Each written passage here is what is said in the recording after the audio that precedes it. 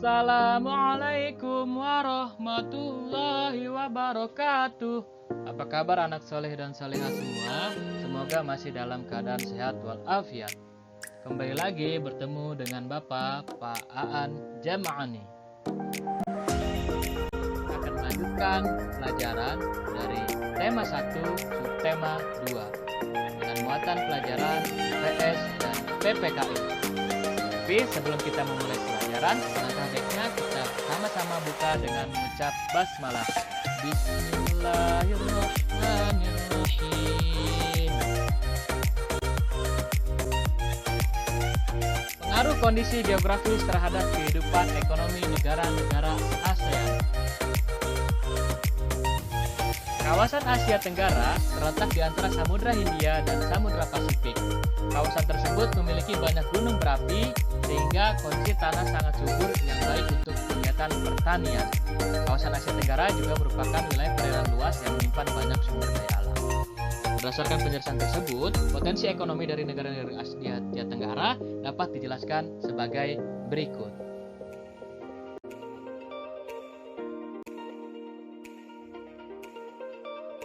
Satu, Indonesia. Indonesia merupakan negara kepulauan yang beriklim tropis. Indonesia memiliki tanah subur dan wilayah perairan yang sangat luas. Indonesia merupakan negara agraris, di mana sebagian besar penduduknya bermata pencarian sebagai petani, dengan komoditas utama yaitu karet, sawit, kakao, dan kopi. Dan Indonesia juga merupakan negara dengan kekayaan tambang yang luar biasa. Kedua, Malaysia. Keadaan alam tidak jauh berbeda dengan Indonesia, yaitu terdiri dari gunung, pegunungan, dataran rendah, sungai, dan juga pantai.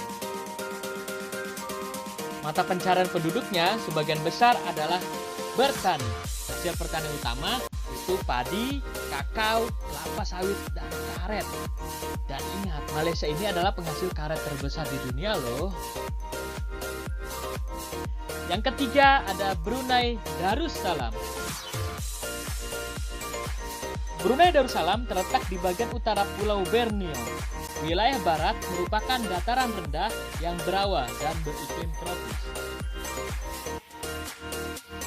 Brunei ini merupakan negara penghasil minyak dan gas bumi.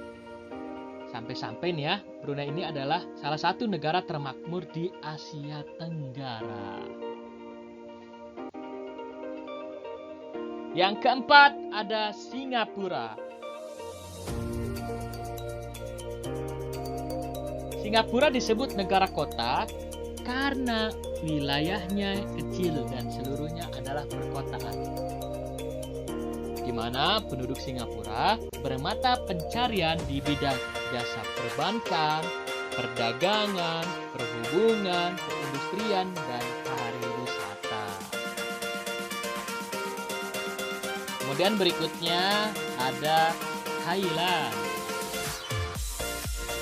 Wilayah Thailand terdiri dari daerah pegunungan, dataran tinggi, dan dataran rendah. Mata pencarian penduduk sebagian besar adalah bertani. Hasil pertanian yang utama adalah beras. Di mana Thailand merupakan lumbung beras di kawasan Asia Tenggara. Kemudian ada Filipina. Filipina merupakan negara kepulauan. Filipina juga memiliki banyak pegunungan. Sebagian besar penduduk Filipina ini adalah petani. Dan hasil yang utama itu ada padi dan juga kelapa. Yang ketujuh ada Kamboja. Bentang alam Kamboja menyerupai mangkuk. Di bagian tengah terdapat dataran besar Tun Lap. Pertanian, padi, dan perikanan merupakan kegiatan utama masyarakat Kamboja.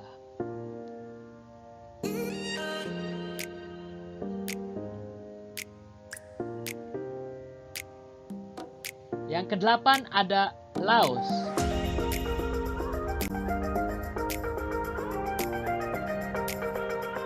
Laos tidak memiliki laut. Laos dikelilingi dataran yang berupa pegunungan. Maka sekitar 70% wilayahnya berupa pegunungan. Kondisi ekonomi negara Laos merupakan petani. Hasil utama Laos adalah padi dan jagung. Yang ke-9 ada Myanmar. Bentang alam Myanmar terbagi menjadi 4 wilayah utama, yaitu berupa pegunungan utara, pegunungan barat, dataran rendah, dan plato. Myanmar memiliki tanah yang subur sehingga penduduknya banyak sebagai petani. Dan yang terakhir ini ada Vietnam. Vietnam terletak di semenanjung Indochina. Wilayah Vietnam meliputi dataran pantai, bukit-bukit, dan gunung yang lebat serta dataran rendah. Vietnam termasuk negara agraris yang dimana terkenal dalam hal irigasi. Kawasan Sungai Mekong terkenal dengan penghasil beras. Selain beras, Vietnam juga terkenal dengan kopi, teh, tebu, dan jagung. Nah, itulah kondisi geografis dan ekonomi negara-negara ASEAN yang banyak ada perbedaan ataupun juga persamaan. Dari sinilah muncullah banyak kerjasama yang dilakukan oleh negara-negara di ASEAN.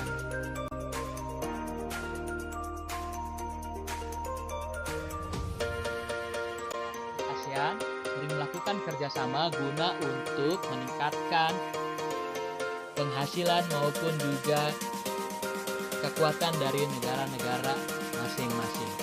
Nah, kerjasama atau perundingan yang biasa dilakukan oleh negara-negara di ASEAN ini juga merupakan pengalaman dari sila keempat, yaitu kebijaksanaan dalam permusyawaratan kehakiman.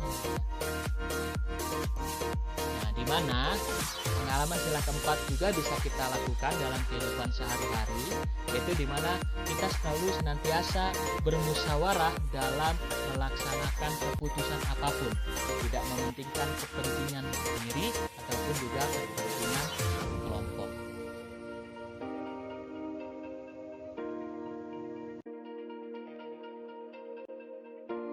Oke, mungkin itu aja yang bisa Bapak sampaikan.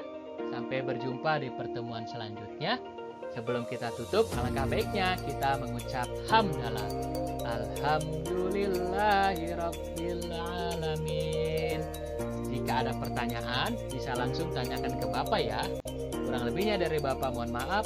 Wassalamualaikum warahmatullahi wabarakatuh.